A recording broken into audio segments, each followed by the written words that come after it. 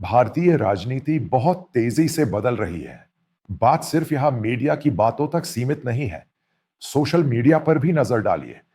इसीलिए मैंने कहा है कि राहुल का टॉर्पीडो, भाजपा का वायु रक्षा तंत्र, एक ऐसा जहाज जो मोदी के पूरे वायु रक्षा तंत्र को ध्वस्त कर आराम से चलता है।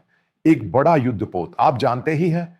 यह टॉर्पीडो मूलतः एक पानी के नीचे की मिसाइल है, इसलिए इसे ऐसे ही कोई नहीं रोक सकता। ये तेज होगा, सटीक होगा। अगर यह नवीनतम आधुनिक तकनीक के साथ आता है और वार करता है, तो हमने द्वितीय विश्व युद्ध में देखा है, जापानी टॉर्पीडो से अमेरिका के बड़े बड़े युद्धपोत भी तबाह हो गए थे। इसीलिए टॉर्पीडो राहुल का टॉर्पीडो था। मूलतः इस चुनाव से जुड़ा चुनाव आयोग के खिलाफ इस्तेमाल किया गया सबसे बड़ा हथियार। ऐसा कहने की एक वजह है, अहम वजह यह है कि इस भारत में अब भाजपा का पक्षधर है। इसलिए मैं कई चीजों के लिए मोदी का पक्षधर हूं, लेकिन अब मैं उन नीतियों का पक्षधर हूं जो वे नहीं करते। सब जानते हैं कि मोदी एक बड़े भ्रष्ट व्यक्ति हैं जिनका इस्तेमाल सुधार का विरोध करने के लिए किया जाता है, लेकिन जो लोग उनके साथ हैं उनसे भी बड़े चोर हैं। सब जानते हैं कि यह जीरो करप्शन, जीरो टॉलरेंस वाली बात नहीं है। इसका सबसे बेहतरीन उदाहरण केरल कस्टम्स के एक वरिष्ठ अधिकारी द्वारा एक प्रेस कॉन्फ्रेंस के दौरान किया गया एक साधारण फोन कॉल है। फिर भी मोदी सरकार आसानी से अपनी बात मनवा रही है। मोदी सरकार के पिछले 11 सालों में कोई समस्या नहीं आई। चाहे जो भी आरोप लगे, उनका रक्षा तंत्र टूटा हुआ है। इसलिए यह आरोप स्वीकार नहीं किया जाता। इसीलिए मोदी भारत में एक निर्विवाद नेता बन गए हैं, क्योंकि दूसरी तरफ उनके लिए खेलने वाला कोई नेता नहीं है। उस समय राहुल इस टॉर्पीडो का इस्तेमाल कर रहे हैं, अच्छी तरह से शोध किया हुआ, अच्छी तरह से प्रस्तुत किया हुआ। यानी उन्होंने गहराई से जाकर अध्ययन किया और चीजों को समझा और बिना टेलीप्रॉम्प्टर की मदद के उन्हें वहीं प्रस्तुत किया। आज की पीढ़ी के लिए ये पावर पॉइंट प्रेजेंटेशन वाली पीढ़ी सब कुछ समझ जाएगी। भाजपा को समझ नहीं आया कि डेटा डेटा से इसे कैसे रोका जाए। वे जितना चाहते थे उससे कहीं ज्यादा है। वे तकनीक में, सोशल मीडिया में तकनीक में आगे हैं, लेकिन वे इसे इस तरह से तोड़ रहे हैं कि यह टूट जाए। उनकी सारी ढालें टूट गई हैं। इसीलिए मैंने इस शब्द का इस्तेमाल किया, यानी उनकी पूरी रक्षा प्रणाली टूट गई है और नष्ट हो गई है। वे केवल यही कह सकते हैं कि वे मूर्ख हैं। पूछे गए प्रश्न का कोई उत्तर नहीं है। इसीलिए चुनाव आयोग अचानक अपने अंदर प्रतिबंधों के साथ यह चिन्ह लेकर आया। इसे आधार से जोड़ा जाना चाहिए, लेकिन ओटीपी जनरेट होना चाहिए। यह एक उचित नंबर होना चाहिए। यानी राहुल ने कहा कि यह 100% सच है। इसीलिए भारत में जो लोग इसे इस तरह देखते हैं और मोदी में रुचि रखते हैं, वे इसे देखकर डर गए। यह गलत है, क्योंकि सभी भारतीय लोकतांत्रिक विश्वासी हैं।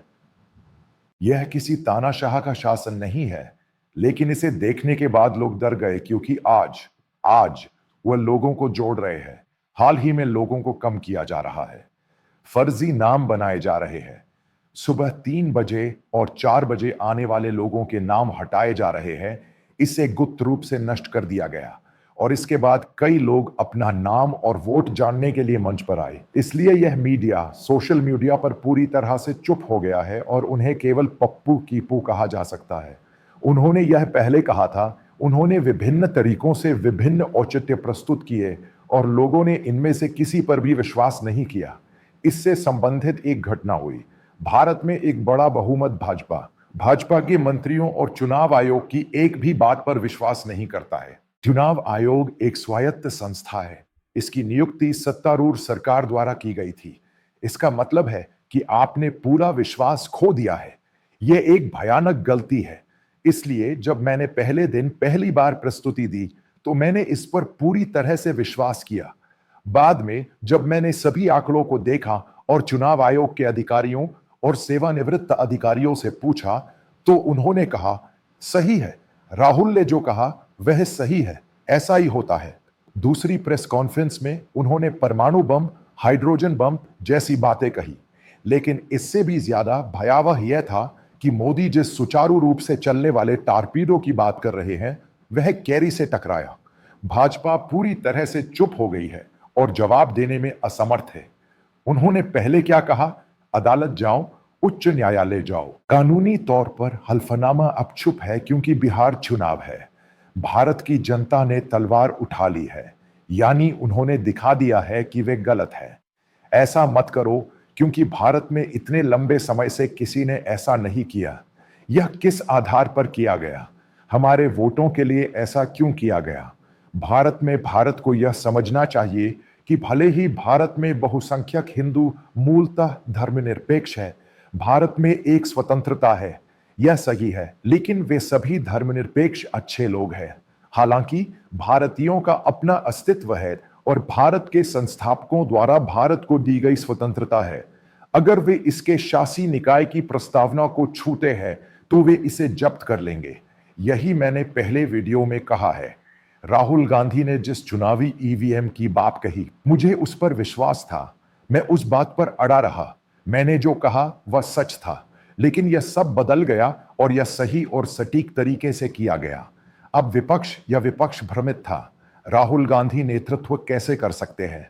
कई लोगों ने कहा कि राहुल गांधी को हटाकर ममता बनर्जी को ले, क्योंकि उन्हें लगता है कि उनमें नेतृत्व क्षमता नहीं है।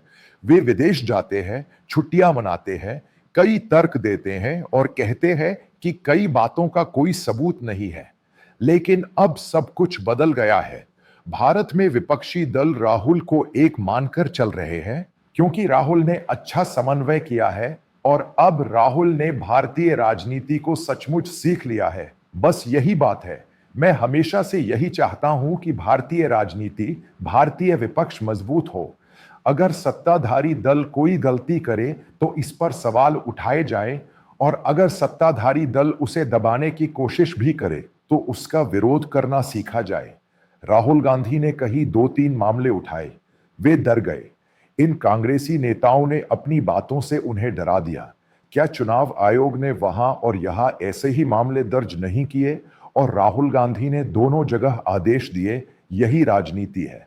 डराना, धमकाना और पीछे हटना ऐसा नहीं है राजनीति। एक सच्चा राजनेता वह है जो इस देश और इस धरती के लिए भारत के लोकतंत्र का रक्षक बनकर खड़ा हो। सिर्फ उसकी राजनीति ही मायने नहीं रखती। हर भारतीय की आवाज भारत के राजनीतिक दल की, भारत के महत्वपूर्ण राजनीतिक विपक्ष के नेता की आवाज होनी चाहिए। यही से राहुल का उदय हुआ। यही से विपक्ष को समझ आया कि अब भाजपा के हाथ से चीजें निकल जाएंगी। मुझे भाजपा के कुछ महत्वपूर्ण नेताओं का पूरा समर्थन प्राप्त है, जिनके बारे में मुझे पता चला है। राहुल गांधी को असली समर्थन मिल रहा है, यानी समझ लीजिए कि भाजपा अब खुलकर सामने आने लगी है। इसीलिए राहुल के लिए समर्थन सचमुच खुल गया है।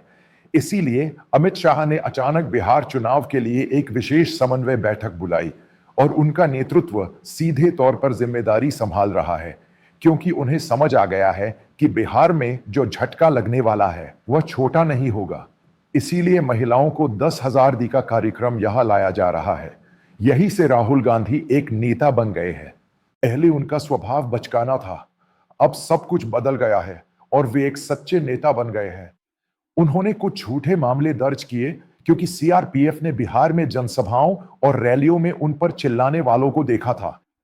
भारत के विपक्ष के नेता को सुरक्षा दीजिए, क्योंकि यह इस देश की जरूरत है, क्योंकि यह कैबिनेट रैंक का है। उन्हें यह करना चाहिए, यह उनका काम है। भारतीय प्रधानमंत्री के लिए अब एक अलग सुरक्षा है, यहां के मंत्रियों और विपक्ष के लिए एक अलग सुरक्षा है। इन सब की पूरी जिम्मेदारी सरकार और राज्य की है, राहुल गांधी और कांग्रेस पार्टी की नहीं। यही वह नीति है जिसे भारत ने अब तक जारी रखा है। यहां सबसे बड़ा बदलाव भारत में कहा जा रहा है। दूसरे शब्दों में, पहले जब लोग मोदी और भाजपा के खिलाफ सोशल मीडिया पर पोस्ट करते थे तो यह बहुत बड़ी बात होती थी। सब समझ गए कि उन्हें मार पड़ी। ऑपरेशन सिंधु के बाद जो बदलाव आया, यह घटना भी वैसी ही है। मेजर गेम चेंजर, और कहने वालों को समझ आ गया कि यह सब झूठ है ना? यही वजह है कि बिहार में ऑपरेशन की बात नहीं हो रही। किसी को इसमें कोई दिलचस्पी नहीं है, क्योंकि असली सच्चाई सब जानते हैं। क्या हुआ, यानी झूठ और पाखंड करने वाले शासक का जाना तय है। एक सीमा के बाद एक भी व्यक्ति उस पर विश्वास नहीं करता। यही है भाजपा और मोदी का तरीका। सरकार जा रही है, सबसे बड़े संकट के बावजूद, जो निश्चित है। राहुल एक स्टार बन गए हैं, एक सुपर डुपर स्टार। यही उनका उत्थान है।